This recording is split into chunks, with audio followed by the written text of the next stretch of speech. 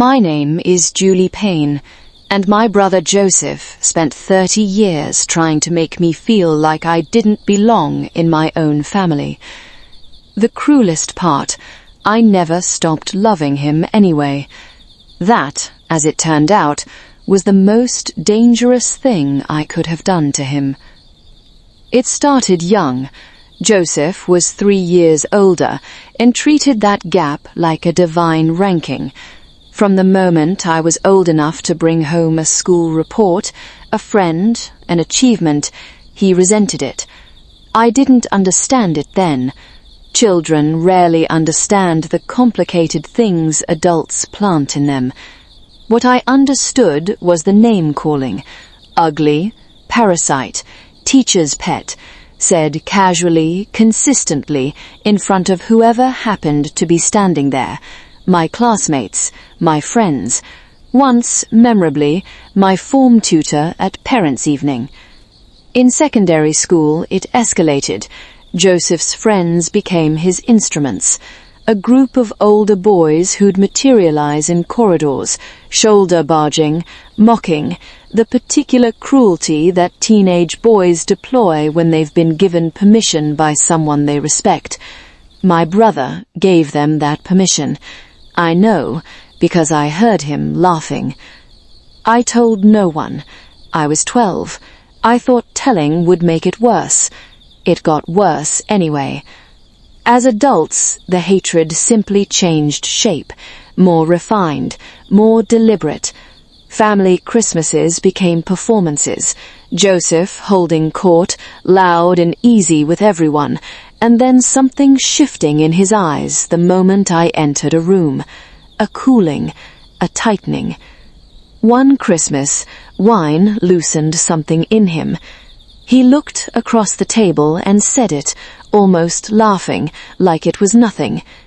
"You stole my place, Julie, from the day you arrived.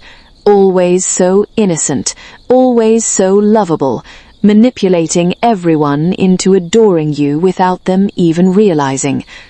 The table went quiet. "I hate you," he said simply. "I always have." I looked at him for a long moment.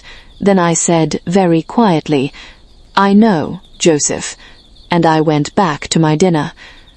His girlfriend May rang me periodically, hiding it from Joseph, which told me everything about the home he'd built. His daughter, Rachel, 6 years old and bright as anything, had apparently seen photographs of me at our parents' house and asked about me constantly. Joseph had never once invited me to his home, never rang on my birthday, never acknowledged, publicly or privately, that I existed beyond necessity. I had learned to live in that absence, built my life around it, became a surgeon, 8 years of relentless training, a career built on saving people that Joseph Payne would have never credited me capable of. August last year. Tuesday evening, I was finishing a late shift when my registrar found me. "Julie, there's a patient in resus, serious head trauma, internal bleeding, car accident on the A57. They're prepping theatre." I didn't know it was Joseph until May called at 9:30, frantic. "Julie, Joe's been in an accident. They've taken him to your hospital." I was already scrubbing in. I want to be honest about what I felt in that theatre. Not heroism, not nobility, just the absolute consuming focus that surgery demands. The part of my brain that doesn't know the patient's name or history, only the bleed, the pressure, the intervention required. We operated for 4 hours. Joseph was in a coma for 3 months. When he woke, I wasn't there. I'd checked on him clinically through colleagues, but I hadn't sat at his bedside. I hadn't held his hand. I'd given him back his life and returned to my own. He was told, gradually, by everyone. He came to my flat on a Wednesday evening in November. I opened the door and barely recognized him. Thinner, slower, something fundamentally rearranged behind his eyes. He stood in my doorway and cried, not politely, properly, the kind of crying that has been building for 30 years and finally finds a door open. "You saved me," he kept saying. "After everything, you saved me." I let him cry. I made tea. I sat across from him and waited until he was finished. Then I said, and I meant every word, "I didn't save you to punish you, Joseph. I saved you because it was my job, and because you're my brother. Those two things have always been true, regardless of what you chose to do with them." He looked at me like something he was seeing clearly for the first time. "I wasted it," he said. "All of it. All those years. Yes. Can you forgive me?"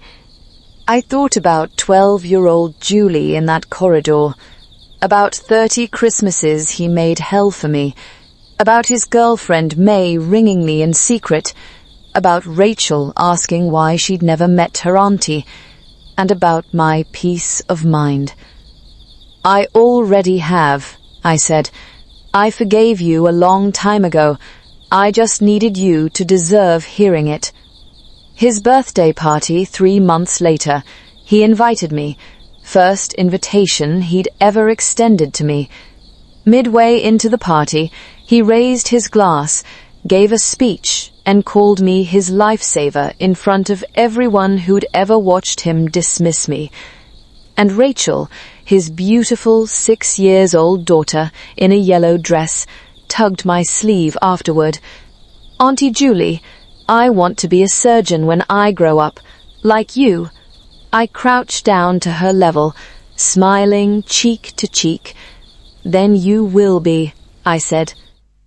Joseph tried to break me for over 30 years. Instead, he handed me the most powerful revenge imaginable, the moment his daughter looked at me and saw her future. You cannot manufacture that. You cannot take it back. And he knows it.